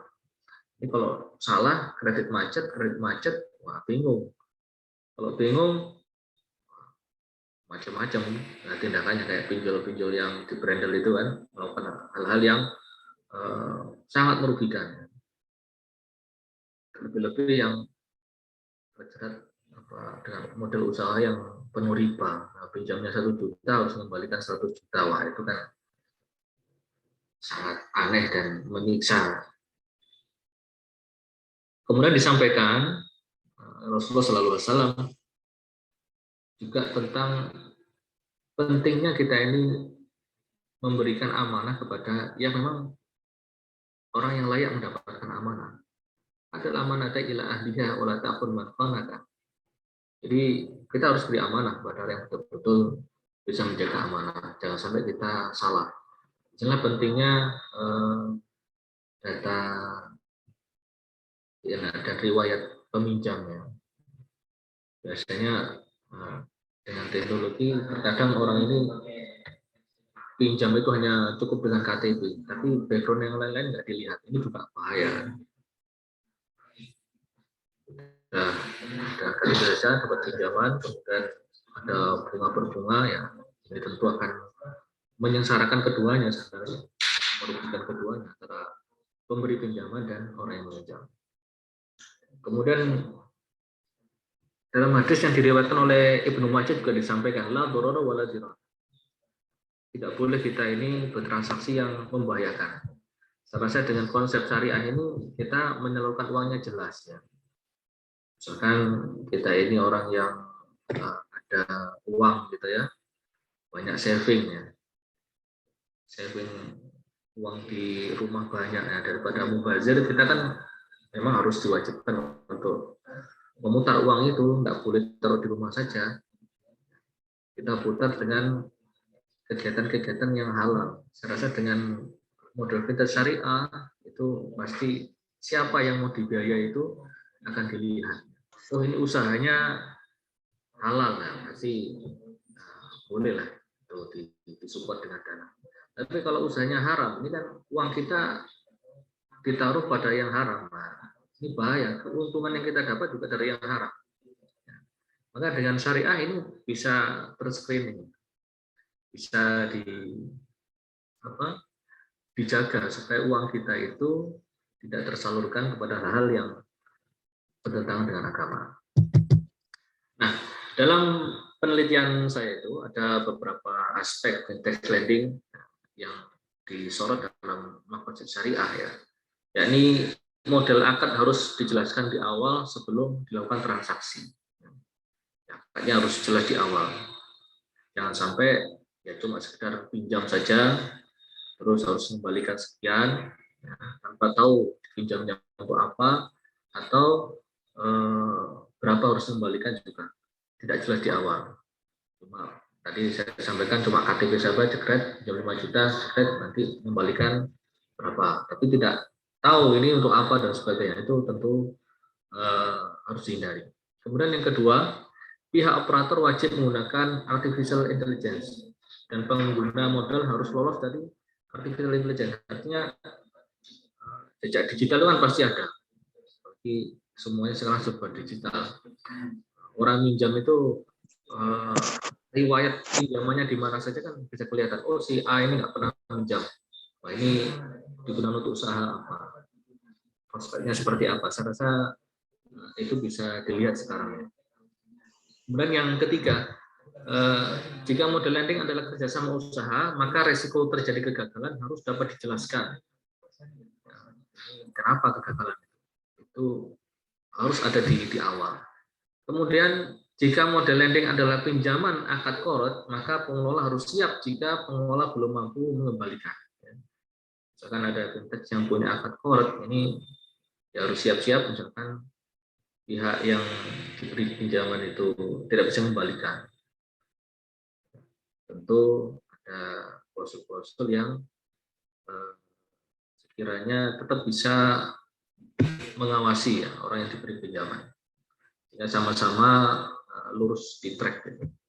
Kemudian yang kelima, permasalahan yang terjadi harus diselesaikan dengan cara yang bermartabat tanpa merendahkan semua pihak. Kayak pinjol-pinjol yang di bradel itu ya, mereka melakukan berbagai cara supaya uangnya kembali. Ngasihnya gampang, tapi ketika orang sedang kesusahan untuk mengembalikan, wah itu bisa tahu seluruh dunia ya. Nah, tentunya kan dilarang gitu ya, karena menyebarkan aib. Nah, jadi kalau ada masalah harus diselesaikan secara baik. Kemudian yang keenam ya, pihak penyedia dana atau operator harus bisa menjaga kerahasiaan data pihak pengguna dana. Nah, sekarang zamannya digital ya, maka harus melakukan transaksi kepada fintech dengan teknologi atau lembaga-lembaga yang memang diawasi oleh lembaga-lembaga regulasi yang ada di negara kita. Jangan sampai operatornya itu operator bodong, nanti data kita bisa kemana-mana, itu bahaya. Kita punya KTP nanti bisa dipinjolkan lewat pinjaman online yang macam-macam. Nah ini tentunya harus dihindari. Maka kita harus bertransaksi kepada lembaga-lembaga yang memang sesuai dengan aturan undang-undang. Kemudian yang ketujuh, segala bentuk dana yang diberikan harus digunakan sesuai peruntukannya. Tidak boleh melakukan kegiatan yang melanggar syariat. Saya rasa sudah zaman era modern, semuanya bisa terpantau dengan berbagai macam cara. Dan tadi kalau kita lihat alam itu kan gimana orang kerja itu tidak harus di kantor, tapi di mana saja. Nah, ini kan artinya pengawasan itu oleh pengelola itu bisa ketat gitu ya. Walaupun kalau orang beriman itu tentu percaya pengawasan itu bukan hanya lewat CCTV saja, sebenarnya Allah sudah mengawasi kita lewat malaikatnya. Oke, itu sedikit sharing berkenaan dengan penelitian saya. Mungkin nanti bisa kita diskusi bersama. Terima kasih. Saya kembalikan kepada moderator. Baik, terima kasih Bapak Novi atas sesi sharing ilmunya. Tadi sudah banyak dijelaskan dari sisi sisi hukum amalahnya dan dijelaskan mengenai dari penelitian beliau. Oke, mungkin saya berikan waktu untuk sesi tanya jawab kepada peserta. Boleh di room chat Zoom atau raise hand ya untuk menanyakan mengenai literasi finansial teknologi pada workshop pada hari ini ya. Boleh mungkin ada peserta yang mau ditanyakan. Oh iya Bapak, untuk saya juga baru tahu nih kalau misalnya ternyata Alami salah satu pemenang peer-to-peer lending syariah di tahun 2020 ya Pak, kalau nggak salah. Best Islamic Peer-to-Peer Finance Platform di tahun 2020. Iya kan ya Pak Nizar? Alhamdulillah. Oh iya, terus habis itu juga ada Global Winner on 2020 The Asset ASEAN Award as the Best Peer-to-Peer Financing Platform. Nah, itu sangat itu ya, apalagi Alami ini sudah sudah di awal sangat aman ya untuk masyarakat yang ingin berinvestasi atau mengajukan pendanaan di Insya Allah. Oke, apakah ada pertanyaan ini dari para peserta? Atau boleh raise hand? Kok pada malu-malu nih ya para pesertanya. Eh, oh iya Bapak, saya juga lihat secara singkat itu alami berdiri dari mimpi seorang santri ya Pak. Katanya saya lihat di IG-nya tuh. Iya, betul. Jadi Iya, itu Bapak boleh diceritakan? boleh. Jadi founder kita Mas Dimajani itu memang dulu sempat menempuh pendidikan di pesantren ya, di pesantren waktu pas SMP kalau saya nggak salah ya. Jadi memang Pesantren apa itu bisa Bapak? dikatakan Kalau boleh tahu. kenapa Pesantren apa itu kalau boleh tahu? Al-Kautsar kalau nggak salah. Oh, Al-Kautsar boarding school. Nah, jadi memang dari kita itu founder, co-founder, dan memang rata-rata alhamdulillah ya founder kita Mas Dimajan ini itu tadi lulusan pesantren yang memang bisa dikatakan memiliki background yang cukup kuat dari sisi pemahaman untuk agama gitu, dan mungkin itu tadi gitu ya, dengan basic yang cukup baik pas melihat perkembangan teknologi fintech gitu ya, jadi ya insya Allah mungkin bagaimana mengintegrasikan antara hablum minallah dengan apa yang bisa diberikan gitu ya, impact-nya terhadap masyarakat. Jadi ya semua berawal dari sana, dari mimpi seorang santri yang alhamdulillah sekarang mulai dari ibaratnya pasti dari ide besarnya gitu ya untuk bisa merevolusi keuangan syariah, dan alhamdulillah sekarang alami dari yang awalnya dirintis sama Mas Dimajani dan juga para co-founder bisa menjadi Alami Group yang tadi selain punya peer-to-peer, kita juga punya Hijrah Bank Digital gitu ya. Lalu kita juga punya Alami Institute dan juga punya Arkom Accelerator gitu sih. Alhamdulillah gitu. Sudah menjadi grup yang besar. iya Bapak. Itu sangat menginspirasi ya, dari sebuah ide seorang santri akhirnya bisa memberikan efek bermanfaat bagi masyarakat. Nah, tadi itu seperti khairun nas tanpa umumnya. Insyaallah. Ya. Oke, para peserta mungkin boleh.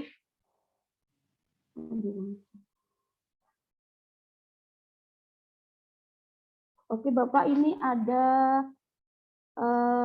pertanyaan dari Cato Arta. Mau bertanya, menurut pihak Alami sendiri, apa saja kendala yang dihadapi ketika membangun tim fintech syariah?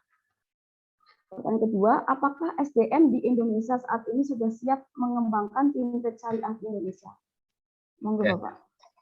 Pertanyaannya luar biasa ya, Masya Allah, bagus. Jadi yang pertama, kalau kita bicara soal kendala yang dihadapi membangun fintech syariah gitu ya, yang tentunya kalau misalkan kendala itu pasti selalu ada ya, tidak hanya membangun fintech syariah, dalam membangun semua usaha pun pasti ada kendalanya gitu. Tapi kalau kita spesifik, kita melihat bahwa kita membangun fintech syariah ini justru bukan karena satu masalah, namun karena satu peluang gitu, di mana sebetulnya kita melihat ada permasalahan yang menjadi peluang, di mana kita ada peluang untuk tadi bermanfaat gitu ya. Tadi masalahnya kan di Indonesia ini literasi inklusi keuangan syariah itu kan masih rendah.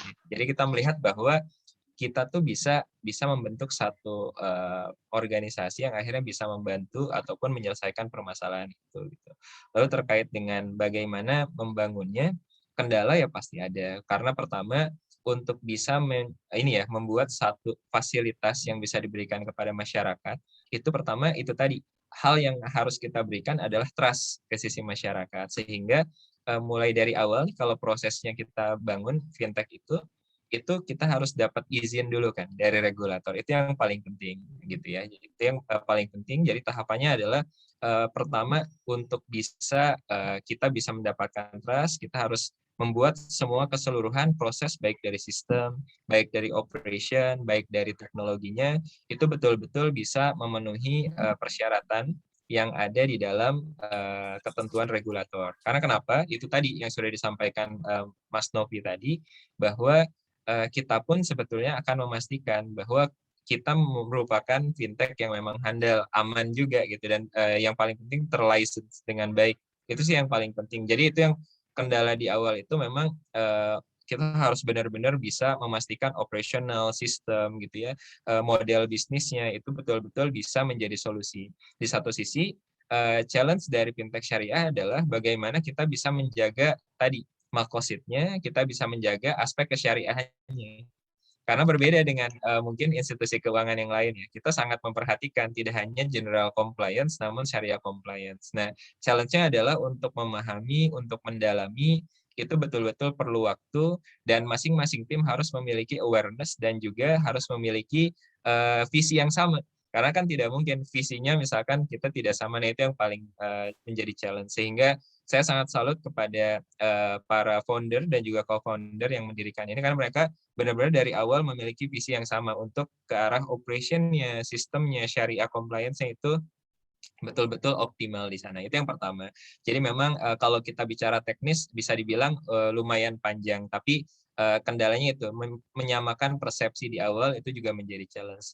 Lalu kalau bicara soal mengembangkan fintech syariah, SDM-nya seperti apa? Nah, ini baru kita bisa katakan challenge gitu ya. Jadi kalau yang paling sulit itu di Indonesia belum sampai bilang inilah ya SDM fintech syariah. Kita bicara ekonomi syariah. Orang dengan menyampaikan bahasa dengan adanya mudharabah, musyarakah, kadang masyarakat ini merasa ekonomi syariah ini hal yang sulit dipelajari untuk mereka, hal yang sulit dipahami. Nah, inilah adalah salah satu PR kita bersama, bagaimana sebenarnya kita bisa membawa ekonomi syariah itu dapat mudah dipahami oleh masyarakat gitu. Nah, bicara soal SDM sama. Artinya kan saat kita ingin berdakwah atau bersyiar terkait dengan ekonomi ini, kita juga sama. Saya pun sama selaku pelaku gitu ya, selaku personal yang ada di dalam industri ini harus mengembangkan knowledge-nya juga, harus mengembangkan skill set-nya juga terkait dengan fintech syariah ataupun ekonomi syariah secara umum. Makanya tadi sebetulnya challenge-nya adalah agar Alami ini bisa mendapatkan SDM di fintech syariah yang kuat. Alami membuat Alami Institute. Karena kenapa? Harapannya Alami Institute ini bisa memberikan knowledge yang besar, dan dari sana kita mendapatkan bibit-bibit ataupun SDM, talenta-talenta buat ekonomi syariah ke depannya sih, khususnya untuk fintech syariah. Jadi mudah-mudahan itu yang nanti menjadi cita-cita dan juga harapan besar kita ya. Pertanyaannya mungkin tidak bisa dibilang benar atau salah gitu jawabannya, tapi ini adalah hal yang mungkin insya Allah menjadi niat dan juga cita-cita besar dari Alam gitu ya, insya Allah. Baik Bapak, terima kasih. Semoga pertanyaan dari Cato Arta ya.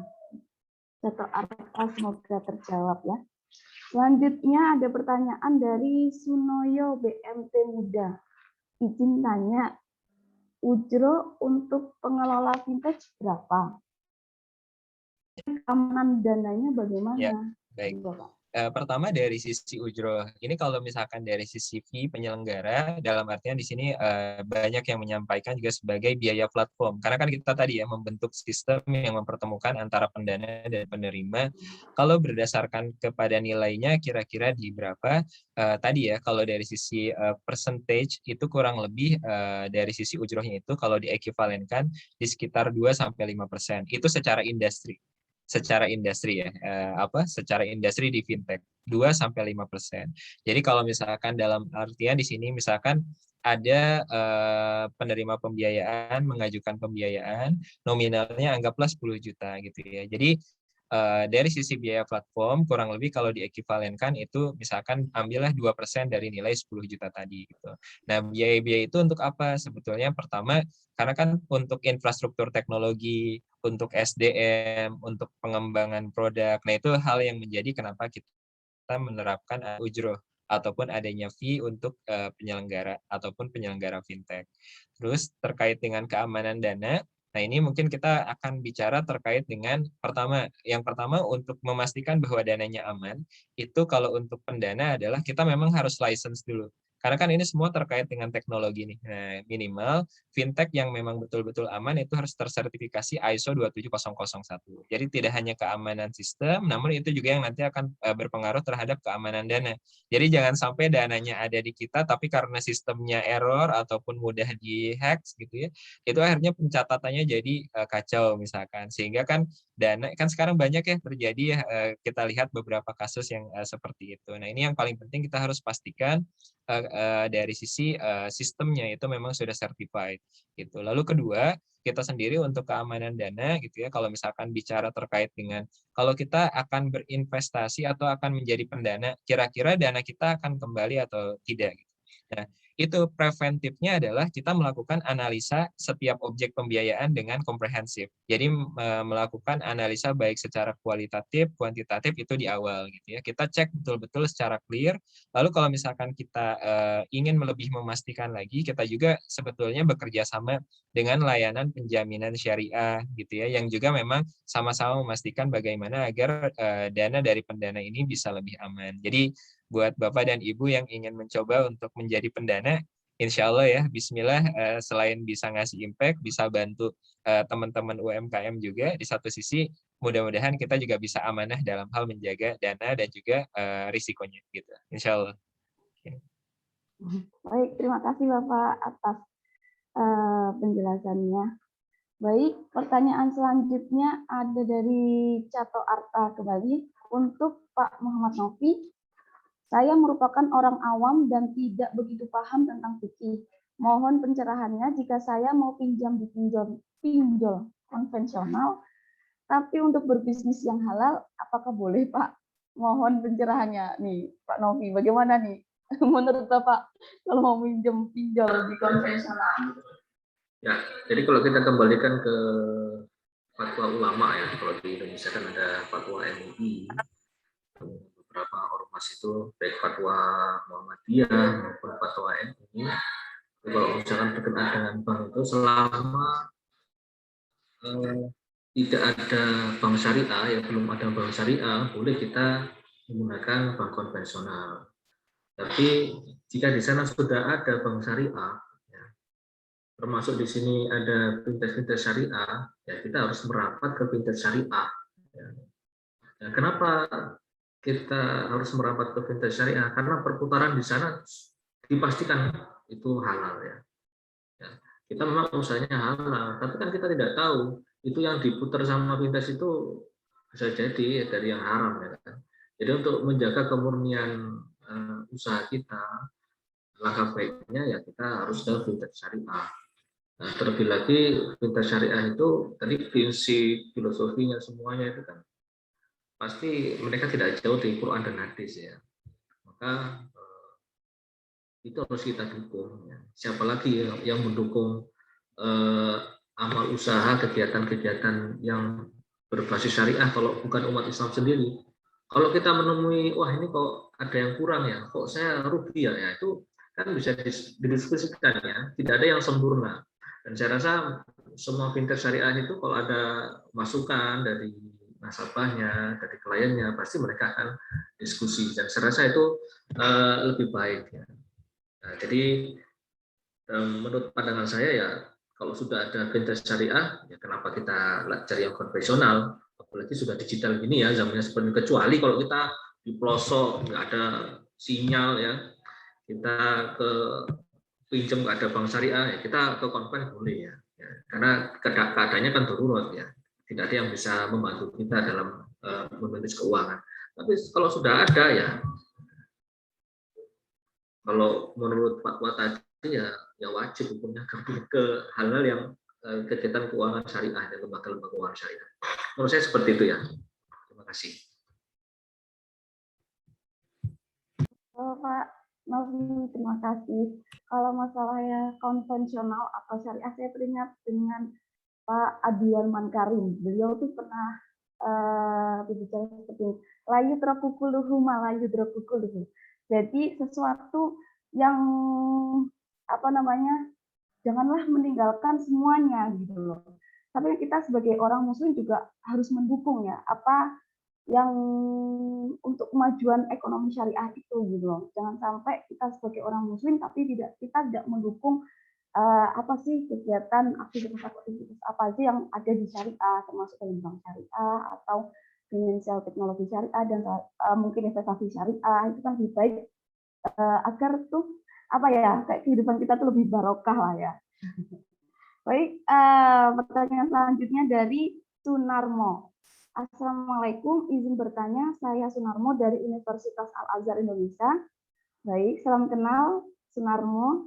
Izin bertanya kepada Pak Nizar, apa cara yang dilakukan oleh Alami dalam memitigasi resiko gagal bayar dan metode pendekatan untuk pendampingan ke UMKM? Terima kasih. Monggo. Ya, terkait dengan mitigasi risikonya dulu mungkin ya. Jadi kalau kita bicara soal mitigasi, ini kan sebelum terjadinya gagal bayar, kita juga harus melakukan preventive plan-nya juga gitu ya. Jadi yang pertama tadi mungkin melanjutkan yang tadi sempat saya sampaikan bahwa saat kita melakukan analisa itu memang kita benar-benar dalami kualitatif dan juga kuantitatif dari calon penerima pembiayaan yang akan menjadi objek pendanaan ya gitu. Jadi kita lakukan analisa rasio keuangannya gitu ya, semua aspek pokoknya kita lihat, bahkan kita pun membantu untuk memverifikasi apakah proyek yang dikerjakan oleh beneficiary atau tim ini valid atau misalkan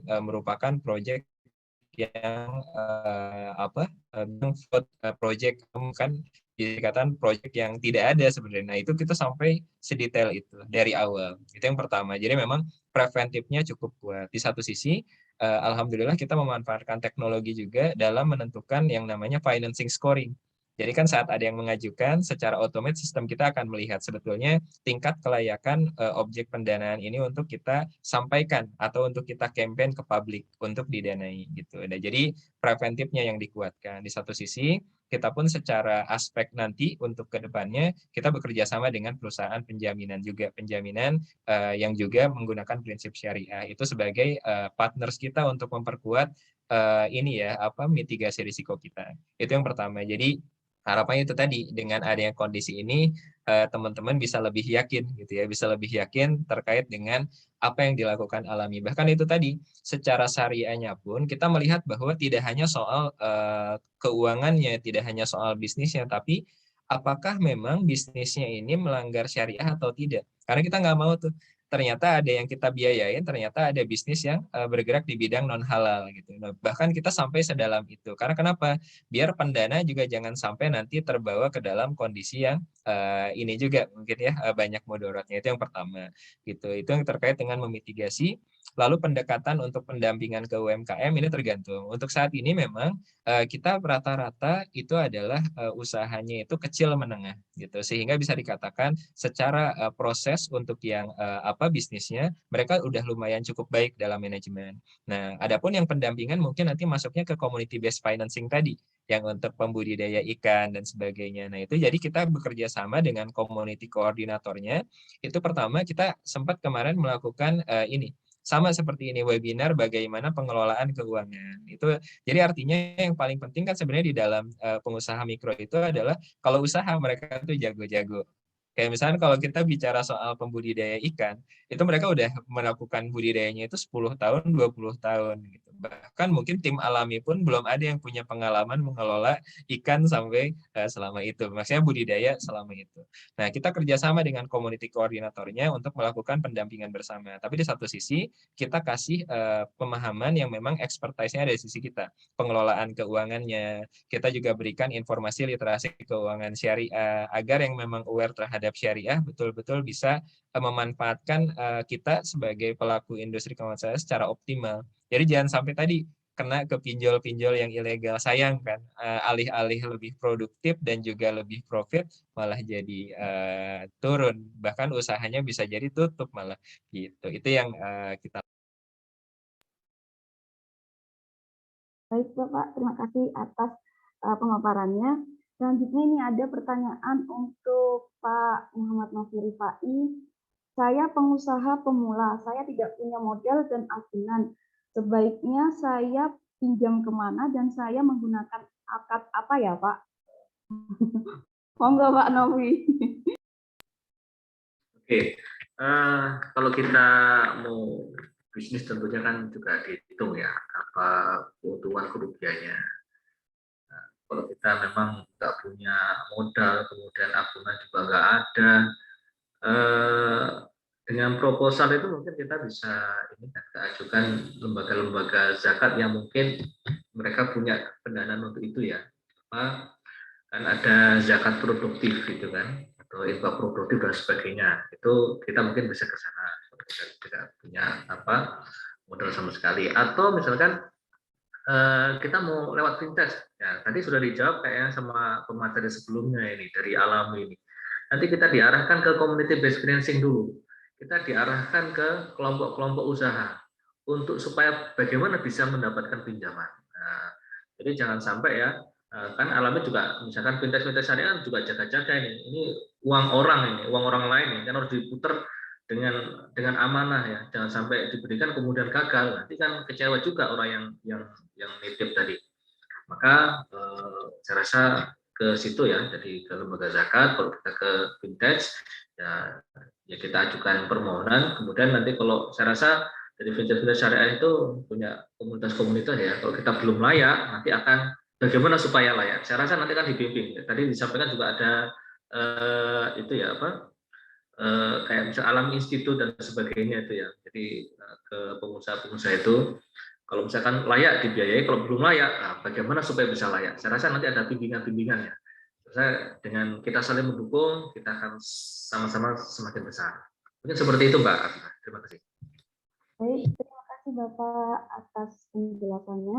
Ini kemungkinan ada satu pertanyaan lagi dari Joji.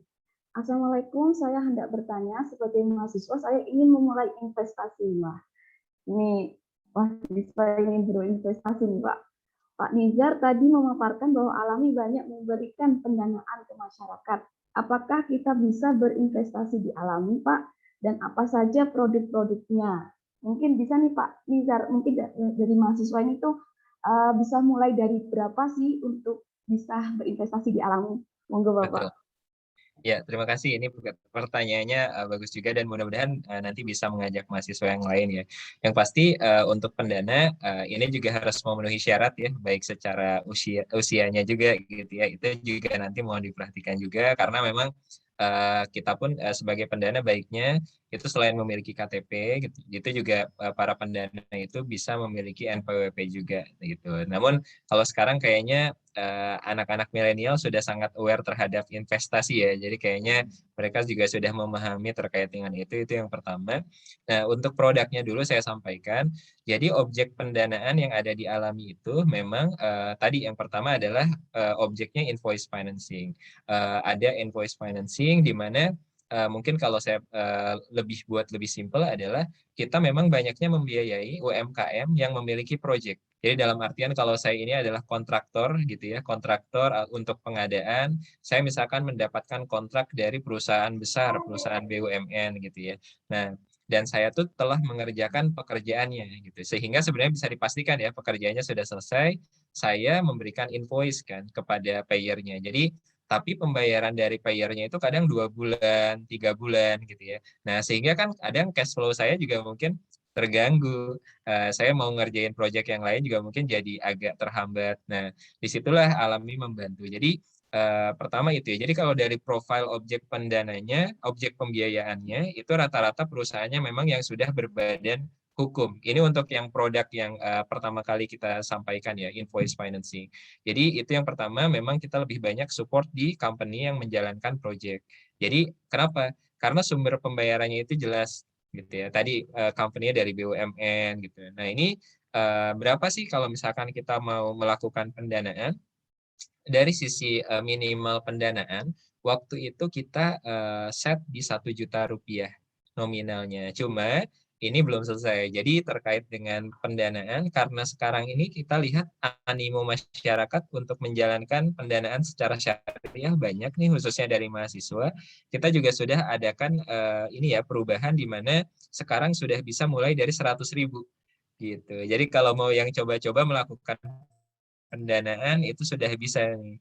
Jadi kalaupun memang tadi ya, kalau memang ingin memberikan pendanaan dalam jumlah besar, misalkan UMM ini punya misalkan BMT yang ada di kampus, misalkan contohnya, itu bisa tuh dananya dikolek itu di BMT kampusnya. Kalau misalkan tadi ya banyak mahasiswa yang sebenarnya pengen mencoba, tapi baik keterbatasan dari sisi legalitas personalnya ataupun memang aduh kalau 100.000 kita coba gabung aja deh dari beberapa mahasiswa, itu bisa juga tuh gitu. Nah, nanti diwakilkan oleh misalkan BMT dari sisi kampus gitu, atau mau personal tadi udah bisa mulai dari 100.000. Nah, dengan adanya dengan adanya pendanaan itu, apa sih yang bisa diterima gitu. Nah, tadi kan kita disesuaikan sama akadnya. Anggaplah nanti ada pendanaan dengan akadnya itu murabahah. Berarti kan pokok dan margin gitu ya, yang akan diperoleh gitu ya. Pokoknya udah pasti nanti dikembalikan. Marginnya itu pada kisaran berapa? Kisarannya itu pada sekitar ini sesuai dengan level risiko dari BNF-nya atau penerima pembiayaannya. Itu kurang lebih dari 12 sampai 20%. Karena itu tadi kita menciptakan financing scoring yang menentukan sebetulnya tingkat risiko dari beneficiary-nya atau penerimanya itu seperti apa gitu. Jadi kemungkinan margin bagi hasil ataupun level ujrohnya kalau untuk wakalah bil ujroh itu pada komponen nilainya adalah 12, ekivalennya 12 sampai 20% efektif per annum ya gitu. Jadi efektif per annum.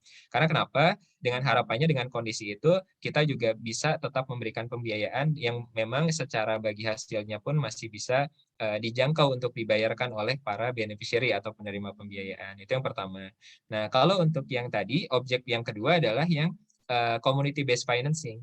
Jadi yang dibiayai ini lebih banyak individu-individu kayak tadi pembudidaya ikan gitu ya. Nah, itu yang akhirnya kita bantu. Nah, objeknya ini juga sama. Insya Allah dari sisi risiko sama-sama kita mitigasi. Berapa startnya sama? Bisa dari 100.000 juga gitu.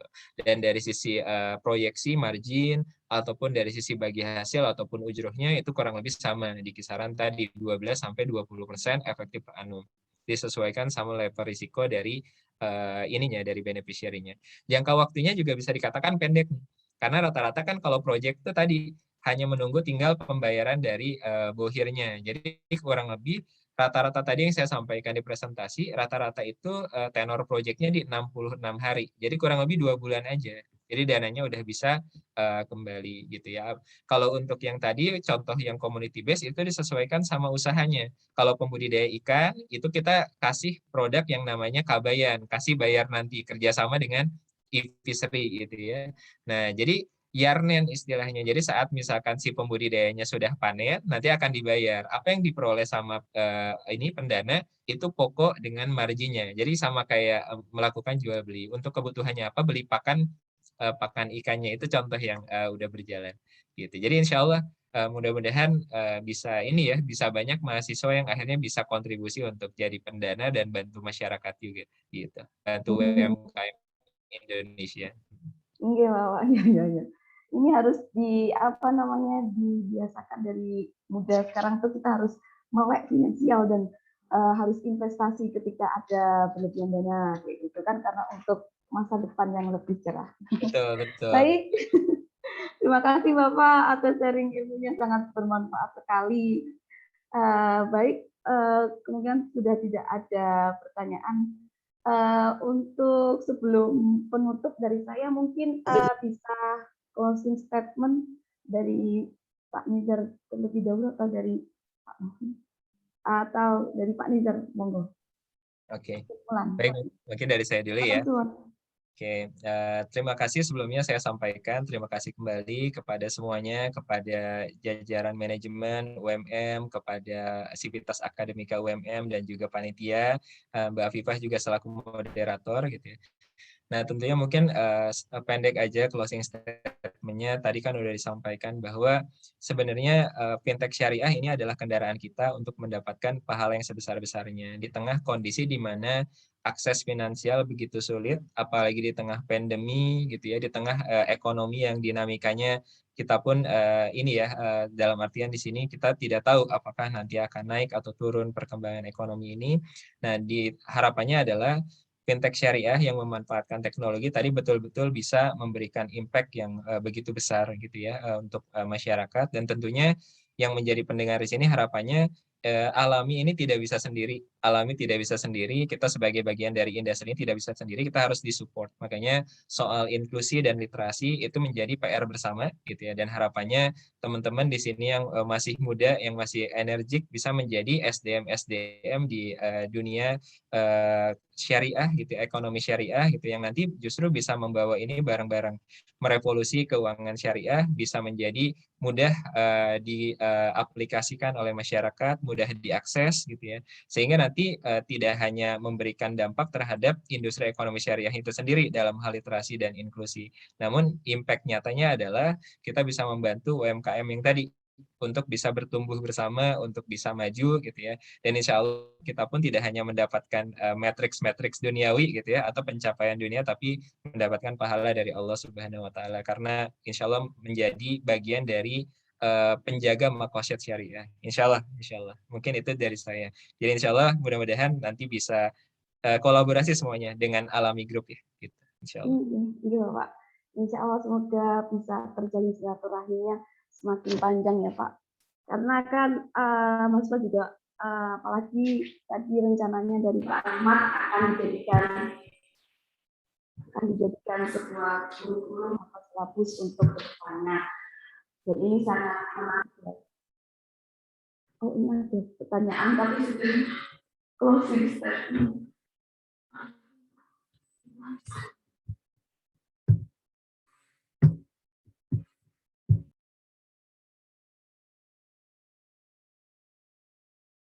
Baik, selanjutnya kepada Pak Novi mungkin bisa memberikan kesimpulan untuk acara pada hari ini.